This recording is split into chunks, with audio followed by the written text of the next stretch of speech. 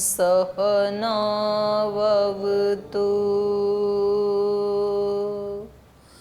सहनौ भुनक्तु सह वीर्यङ्करवावहै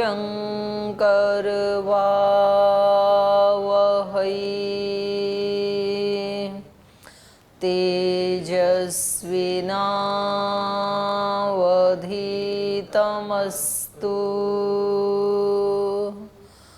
मा विद्विषावहै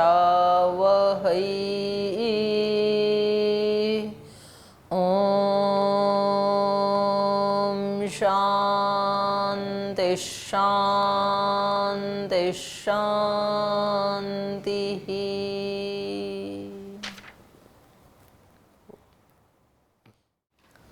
वेदांत दर्शन का द्वितीय अध्याय का चतुर्थ पाद पढ़ रहे हैं हम। प्रकरण चल रहा है कि प्राणों की उत्पत्ति ये सृष्टि क्रम में दिखाई नहीं देती है, तो इसलिए प्राण होते ही नहीं हैं, या तो ऐसा माने, या तो फिर जहाँ कहीं शास्त्र में प्राण की उत्पत्ति का प्रसंग दिखाई देता है वहाँ पर इसकी उत्पत्ति कैसे मान लें, गौण मान लें, ऐसा पूर्व पक्षी का कहना है। तो यहाँ पर इन्होंने दूसरे सूत्र में कहा था गौणी असंभवात, और पहले का तथा प्राणों की भी उत्पत्ति वैसे ही हुई है जैसे आकाश आदि की हुई है। और अन्यत्र यहाँ भी भले ही इस वाक्य में, क्योंकि ये एक वाक्य को आधार बना करके कह रहे हैं, तस्माद्वाय तस्मादात्मन आकाश संभूत, इस वाक्य में भले ही प्राण शब्द की उत्पत्ति नहीं दिखाई है, लेकिन अन्यत्र जो दिखाई है वो उत्पत्ति गौण नहीं हो सकती है। और फिर तीसरा समाधान दिया कि इस वाक्य में भी आप ये नहीं कह सकते हैं कि यहाँ पर प्राणों की उत्पत्ति का, प्राण का मतलब ये लेके चले हैं इंद्रियाँ, कि इंद्रियों की उत्पत्ति का कोई प्रसंग नहीं आया इस वाक्य में, ऐसा भी आप नहीं कह सकते हैं, क्योंकि इसी वाक्य के अंत में कहा अन्नात् पुरुषः, अन्न से पुरुष की उत्पत्ति, तो पुरुष का भी यहाँ पर गौण कथन है। पुरुष का मतलब है शरीर, और शरीर क्या है, चेष्ट इंद्रियार्थाश्रय शरीरम, तो इंद्रियों का कथन हो ही गया इस दृष्टि से भी, तो इसलिए इंद्रियों की उत्पत्ति को आप गौण नहीं कह सकते हैं। तीसरे सूत्र में कहा तत्प्राक श्रुतिश्च, कह रहे तत्प्राक माने वो जो आकाश आदि हैं उनसे भी पूर्व, श्रुते है, श्रुति प्रमाण से मिलता है प्राणों की उत्पत्ति आकाश आदि से भी पूर्व हुई है, ऐसा श्रुति का प्रमाण है, और चकार से स्मृति का भी प्रमाण है। तत्प्राक का मतलब है तेभ्यः वियतादिभ्यः पूर्वं च प्राणानाम उत्पत्ति विषय पराया श्रुते हेतुश्च, वो जो आकाश आदि हैं उनसे भी पहले प्राणानाम उत्पत्ति विषय परायाः, उनसे भी पहले उत्पत्ति विषयक वर्णन मिलता है। श्रुति हेतुश्च, इसमें श्रुति हेतु है, और चकारात् स्मृतिश्च हेतुरपि, और चकार जो है सूत्र में इससे पता लगा कि स्मृति भी इसमें हेतु है। स्मृतिश्च हेतुरपि प्राणानाम उत्पत्ति ही स्वीकार्या, श्रुति और स्मृति दोनों में ही प्राणों की उत्पत्ति को स्वीकार किया गया है। श्रुतिस्तावत्, श्रुति क्या है, एतस्मात् जायते प्राणो मनः सर्वेन्द्रियाणि च, उससे प्राण उत्पन्न हुए, मन उत्पन्न हुआ और सभी इंद्रियां उत्पन्न हुई। तो यहाँ पर तो प्राण का सीधा सीधा ही नाम ले दिया और इंद्रियों का अलग से नाम ले दिया। तो यहाँ पर बलिवर्ध न्याय से प्राण के लिए, प्राण से क्या लिया जाएगा, मुख्य प्राण लिया जाएगा। बलिवर्ध न्याय क्या है,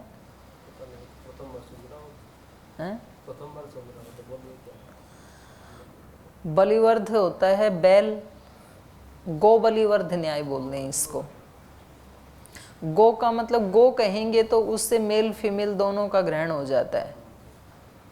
गो शब्द बोला तो गाय का भी ग्रहण होता है, बैल का भी ग्रहण हो जाता है, पर गो बलिवर्ध बोला तो गो कहने से केवल फीमेल गाय का ही ग्रहण होगा, बैल का ग्रहण नहीं होगा, क्योंकि बलिवर्ध कह दिया ना अलग से वहाँ पर, गो बलिवर्ध।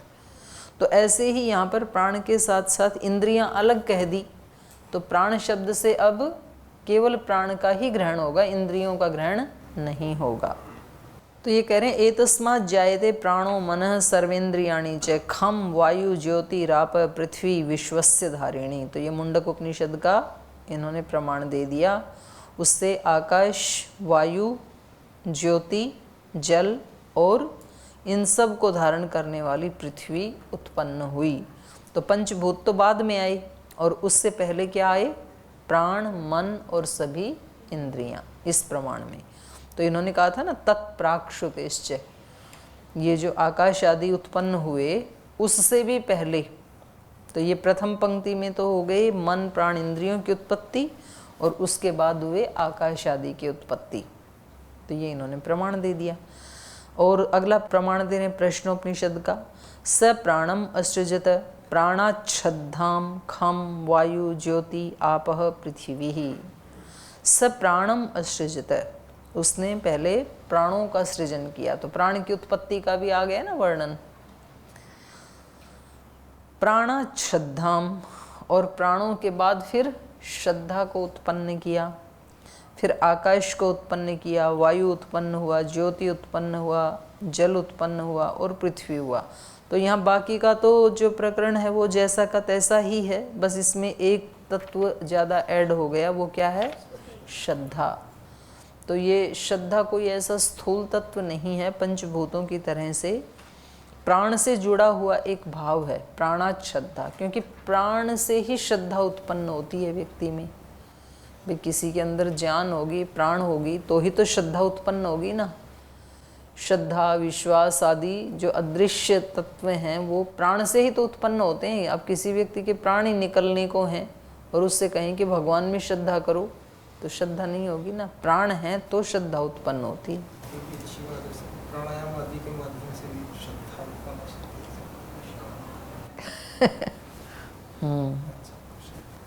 तो ये हो गया। और कहा स्मृतिरपि, इसको तो इन्होंने श्रुति कहा, और स्मृति का कह रहे हैं दर्शनों को भी स्मृति में लिया ना, तो ये सांख्य दर्शन का ले रहे हैं। सत्व रजस तमसाम साम्यावस्था प्रकृति ही प्रकृतेर महान महतो अहंकारो अहंकारात् पंच तन्मात्राणि उभयम इंद्रियम तन्मात्रेभ्य स्थूल भूतानि पुरुष इति पंचविंशतिर गण। अतः तत्र, ये उसका स्मृति का प्रमाण दिया, और आगे और दे रहे हैं अतः तत्र तस्माद् वा एतस्माद् आत्मन आकाश संभूत है आकाशाद वायु वायुरग्नि अग्निराप अद्भ्य पृथ्वी। तो ये प्रसिद्ध वाक्य है ही। इति वचने स्थूल भूतानाम उत्पत्ति प्रकरणे या च उत्पत्ति आकाशाद आरभ्यते तत्र कथम प्राणानाम उत्पत्ति ही प्रदर्शित। ये कह रहे हैं ये जो वचन है जिसको ये लेकर के चल रहे हैं, इसमें ये जो आकाश से प्रारंभ होकर के ये जो उत्पत्ति है ये पृथ्वी पर्यंत आई है। आकाशाद आरभ्यते तत्र कथम प्राणानाम उत्पत्ति ही प्रदर्शित। यहाँ प्राणों की उत्पत्ति कैसे दिखाओगे आप, क्योंकि यहाँ पर तो केवल पृथ्वी तक ही लिया ना इन्होंने, अद्भ्यः पृथ्वी, तो पृथ्वी पे समाप्त। तो यहाँ तो प्राणों के बारे में कोई चर्चा आई ही नहीं। तत्र तु तन्मात्राणाम अपि उत्पत्तिर न दर्शिता अप्रसंगात स्थूलोत्पत्ति प्रकरणे न तेषां प्रसंग। बोले यहाँ पर उसका नाम नहीं आया, तो इसका मतलब ये है कि ये थोड़ी है कि प्राणों की उत्पत्ति हुई नहीं, क्योंकि यहाँ प्रसंग नहीं है। प्रसंग नहीं है तो उसका नाम नहीं आया। अब कह रहे हैं यहाँ पर तो तन्मात्राओं की उत्पत्ति का भी वर्णन नहीं आया इस वाक्य में। तो इन्होंने तो सीधा 5 भूतों का ही बता दिया ना, आकाश, वायु, अग्नि, जल और पृथ्वी केवल। तो बोले अगर इसमें पंच तन्मात्राओं का भी प्रसंग नहीं आया तो क्या ये मान लेंगे कि 5 तन्मात्राओं की उत्पत्ति भी नहीं हुई? नाम इसलिए नहीं आया क्योंकि यहाँ पर उनका कोई प्रसंग नहीं था, और इसी प्रकार से प्राणों का नाम भी नहीं आया क्योंकि प्रसंग नहीं था। तो स्थूलोत्पत्ति प्रकरण, क्योंकि यहाँ स्थूल की उत्पत्ति दिखाई जा रही है, और इस प्रकरण में न तेषां प्रसंग है, उनका प्रसंग ही नहीं है। यदि वियतादिभ्य प्राणानाम उत्पत्तिरुक्तः श्रुतिषु तर्हि कथम छांदोग्य श्रुतौ। कह रहे हैं यदि आकाश आदि से भी पहले प्राणों की उत्पत्ति कही है श्रुति में, ऐसा आप कह रहे हैं, तो छांदोग्य उपनिषद भी तो श्रुति में ही आती है। तो छांदोग्य श्रुति में ऐसे क्यों कहा? अन्नमयम ही सौम्य, अन्नमयम ही सौम्य मनः, आपोमय प्राण, तेजोमयी वाक् इति। ये कह रहे हैं यदि वेदादिभ्य प्राक प्राणानाम उत्पत्ति रुक्ता श्रुतिषु, यदि आप कह रहे हैं कि आकाश आदि से भी पहले प्राणों की उत्पत्ति कही है श्रुति में, तो कथम तर्हि छांदोग्य श्रुतौ, छांदोग्य श्रुति में ये कैसे कह दिया? अन्नमयम ही सौम्य मन, आपोमय प्राण, तेजोमयी वाक् इति। यहाँ पर ये तेज प्रभृतिभ्य पश्चात, तेज आदि की उत्पत्ति के बाद कहा है आपोमय प्राणः, प्राण जलमय है, ऐसे कहा है। तो कहा इति मयट प्रत्ययेन प्राणोत्पत्ति प्रदर्शते। पूर्व पक्षी का क्या कहना है? आपोमय प्राण, ये जो मयट प्रत्यय लगाया है तो इससे क्या कह रहे हैं? जल से प्राण की उत्पत्ति हुई, ऐसे कह रहे हैं। तो तेज की उत्पत्ति तो पहले हो गई, उसके बाद जल की उत्पत्ति हुई और जल से प्राण की उत्पत्ति हुई। तो ये तो क्रम आपका तो बाद में हो गया प्राण का, पहले तो इनके भूतों की उत्पत्ति हो गई। क्योंकि ये क्या मान रहे हैं? प्राण, आपोमय प्राण से जल से प्राण की उत्पत्ति हुई, ऐसा मान रहे हैं ये। अत्र प्रतिविधीयते, अब इसका उत्तर दे रहे हैं। तत्पूर्वकत्वात् वाचः,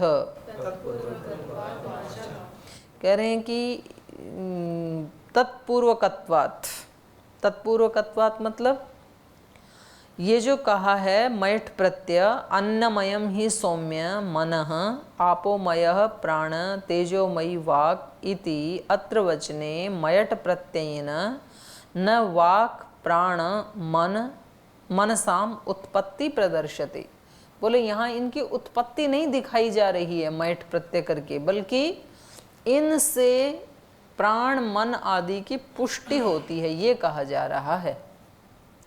अन्नमय शरीर ऐसे जो कहा जाता है, इसका मतलब अन्न से शरीर की पुष्टि होती है, तो उत्पत्ति थोड़ी है यहाँ पर। यतो ही वाचः तत्पूर्वकत्वात्, क्योंकि वाग इंद्रिय है वो तो तत्पूर्वकत्वात्, तत्पूर्वकत्वात् मतलब वाग इंद्रियस्य प्राणपूर्वकत्वात्, प्राणपूर्वको ही उत्पत्ति संभवो अस्ति वाचः। कह रहे हैं क्योंकि वाचः तत्पूर्वकत्वात्, जैसे यहाँ पर कहा ना वाणी क्या है? तेजोमयी वाक्, वाणी तेजोमयी है। तो इसका मतलब ये नहीं कि तेज से वाणी उत्पन्न हुई, ऐसा नहीं है। वाणी तो तेज आदि से पहले ही उत्पन्न हो गई। जो सृष्टि क्रम है इसका सांख्य वाला भी, तो इंद्रियों की उत्पत्ति तो कहाँ हो गई? अहंकार के बाद ही हो गई। और पांचों भूतों की उत्पत्ति तो फिर तन्मात्राओं के बाद सबसे अंत में हुई है। वाग इंद्रियस्य प्राणपूर्वकत्वात्, वाग इंद्रिय जो है वो प्राण से पूर्व उत्पन्न हो गई। ये जो वाक्य है ना, पीछे देखो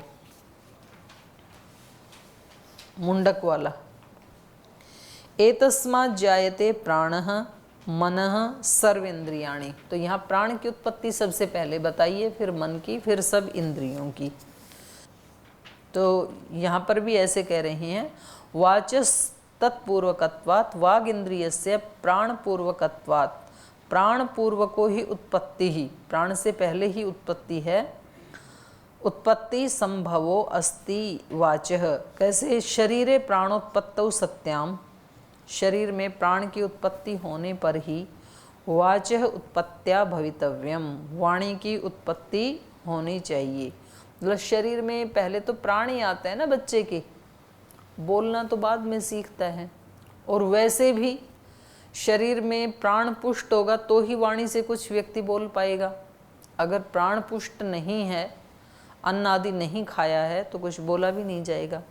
तो कहा शरीरे प्राणोत्पत्तौ, शरीर में प्राण की उत्पत्ति होने पर वाचः उत्पत्त्याम भवितव्यम, वाणी की उत्पत्ति होनी चाहिए। किंतु अत्र वचने तु, ये पूर्व पक्षी की बात है, ये अत्र वचने तु वाचः उत्पत्ति ही प्राणात् पूर्वम दर्शिता।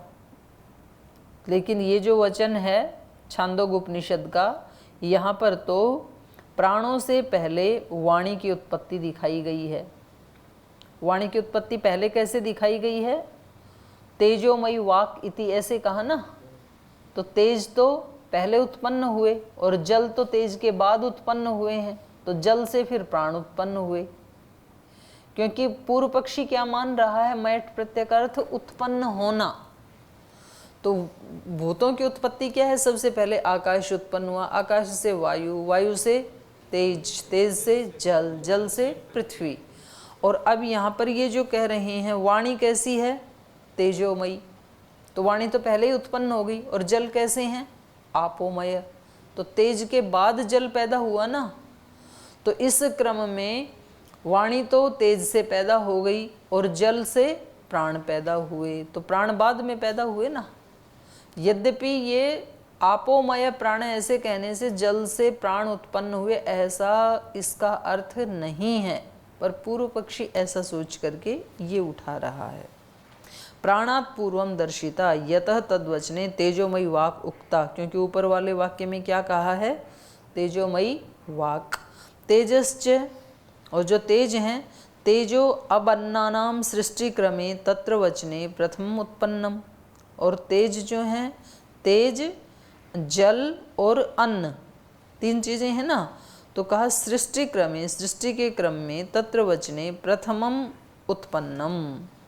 ये तो सबसे पहले उत्पन्न हो गए। कौन सा वचन है? तस्माद् वा एतस्माद् आत्मनः आकाशे संभूतः, आकाशाद् वायु, वायोरग्नि, अग्नि आप, अद्भ्य पृथ्वी, पृथिव्या औषधय, औषधिभ्यो अन्नम। अन्नात् पुरुष है ना। तस्माद् वाग उत्पत्ति अत्र श्रूयते। बोले यहाँ पर वाणी की उत्पत्ति सुनाई दे रही है। कहाँ सुनाई दे रही है वाणी की उत्पत्ति? यहाँ पर तेजोमयी वाक से, तेज में। तेजो अनंतरम अपाम उत्पत्ति अद्भ्यश्च। और तेजों के बाद जलों की अपाम उत्पत्ति, जलों की उत्पत्ति हो रही है। और अद्भ्य, जलों से प्राणस्य उत्पत्ति प्रदर्शिता, जल से फिर प्राणों की उत्पत्ति दिखाई गई है। तदित्थम वाग अनंतरम प्राणोत्पत्ति रीति न श्रद्धेयम। इसलिए वाणी के बाद यहाँ पर प्राण की उत्पत्ति बताई जा रही है, ये ठीक नहीं है। न श्रद्धेयम, श्रद्धा से युक्त नहीं है ये वाक्य, माने इस पे विश्वास नहीं किया जा सकता है। ये पूर्व पक्षी का कथन है। तस्मात् अन्नमयम ही सौम्य मनः इति वचनेन प्राणानाम उत्पत्ति व्यदादिभ्यः प्राक्तनी न विरुध्यते। अब इसका उत्तर दे रहे हैं ये कह रहे हैं कि इस वाक्य में अन्नमयम ही सौम्य मनः, इस वाक्य में इति वचनेन प्राणानाम उत्पत्ति, प्राणों की उत्पत्ति, व्यदादिभ्यः आकाश आदि से, प्राक्तनी पहले हो गई, न विरुध्यते इसका विरोध नहीं हो रहा है। किमर्थम? तर्हि मयट प्रयोगेण। तो फिर बोले ये मयट का प्रयोग करके ये क्यों कहा अन्नमयम ही मन इत्यादि कथनम? तो ऐसे कहा क्यों? पूर्व पक्षी कह रहे हैं, पूर्व पक्षी के दिमाग में वही चल रहा है, मयट प्रत्यय से उत्पत्ति, और सिद्धांति के मन में चल रहा है कि भाई इससे ये पुष्ट होती हैं, उत्पत्ति नहीं होती है। तो ये और उसको स्पष्ट करके बता रहे हैं। उच्यते, इसके उत्तर दे रहे हैं, तत्र वचने मयट प्रयोगः पूर्वतः उत्पन्नानां प्राणादीनां शक्त्या आविर्भाव प्रदर्शनार्थ। कह रहे हैं ये जो मयट का प्रयोग किया है कि तेजोमयी वाक, आपोमय प्राणः, अन्नमय मनः, ये जो मयट प्रत्यय का प्रयोग किया है ये क्या है?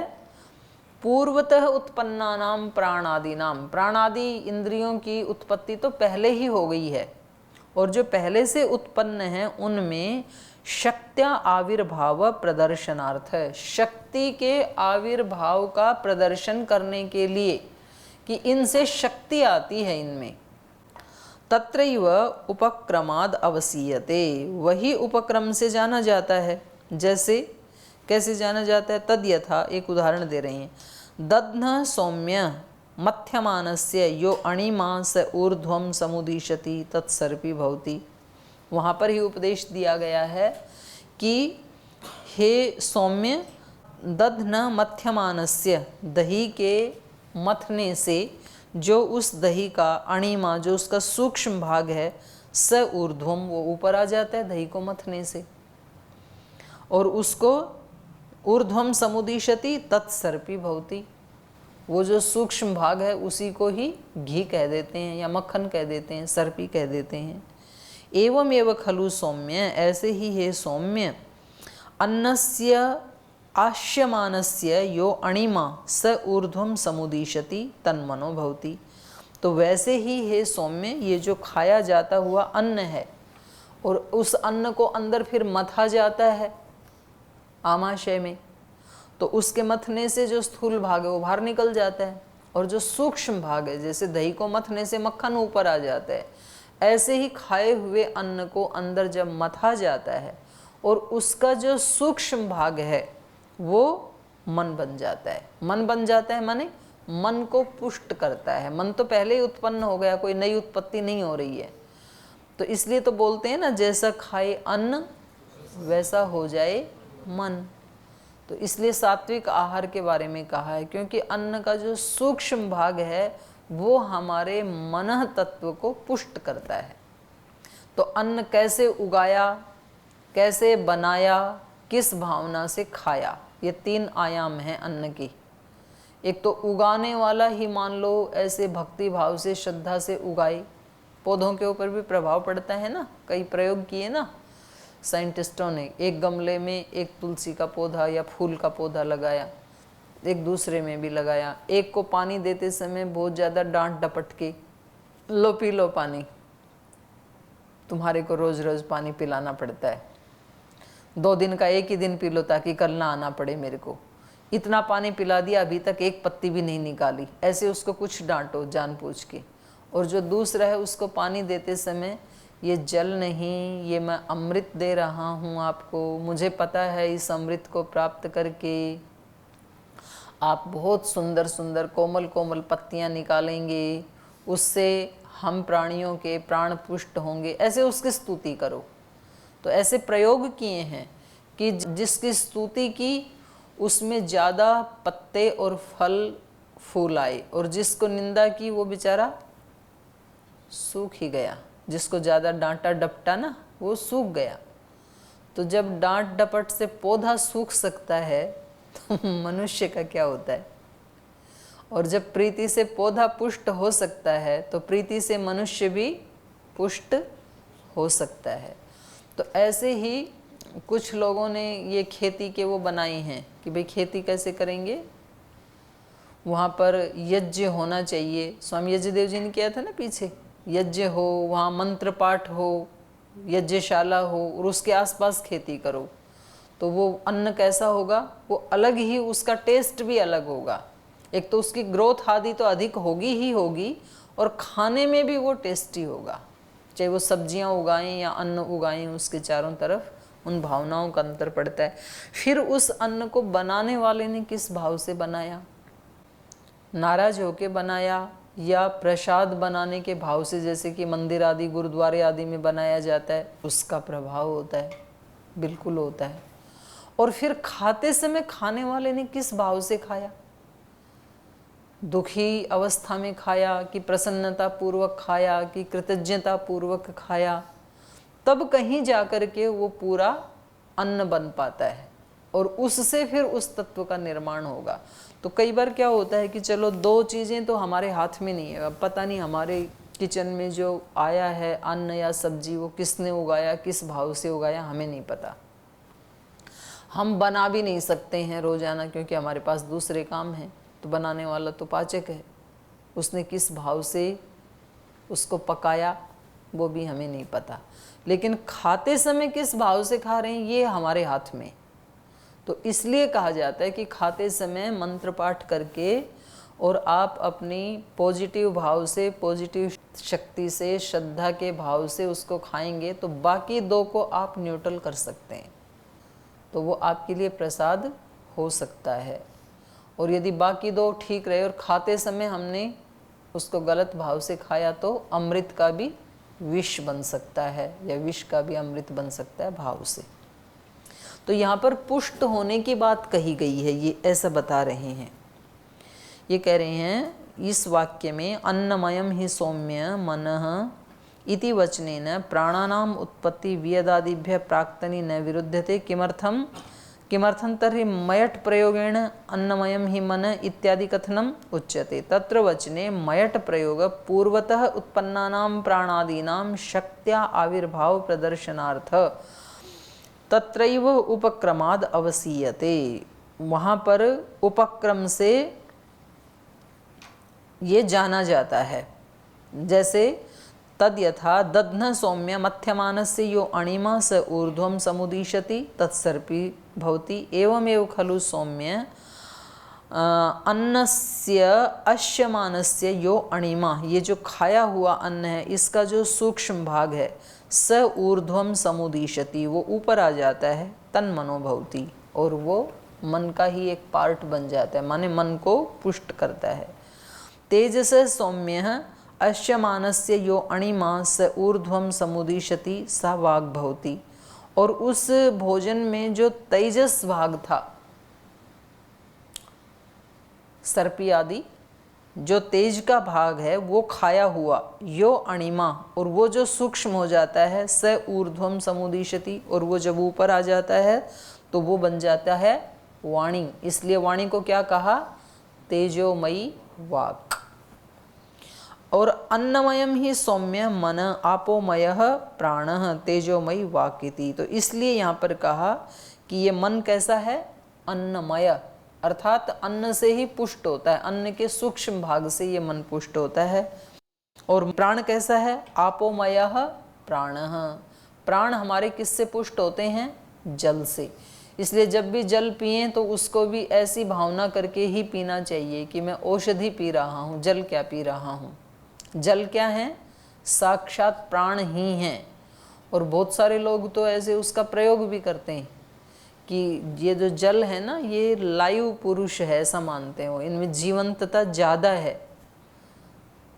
जैसे प्रकृति के जो चीज़ हैं, पेड़ पौधे आदि, इनमें जीव है, ऐसे ही जल में और ज़्यादा जागृत जीव है।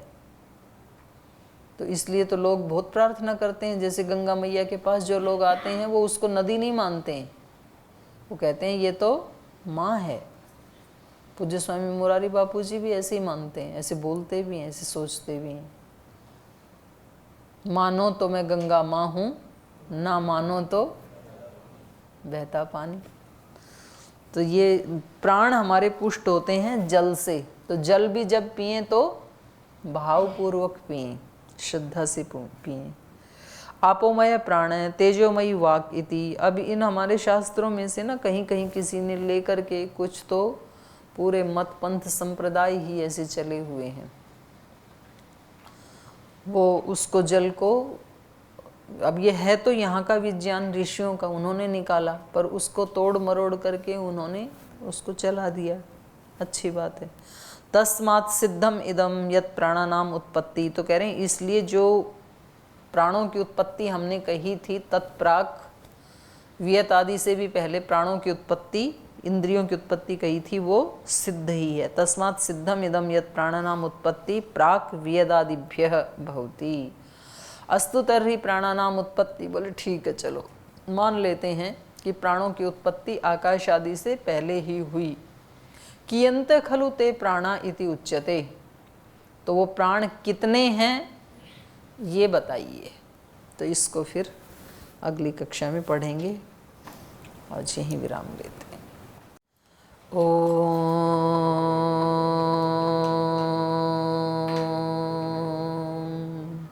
शांति शांति शांति। श्री गुरुभ्यो नमः।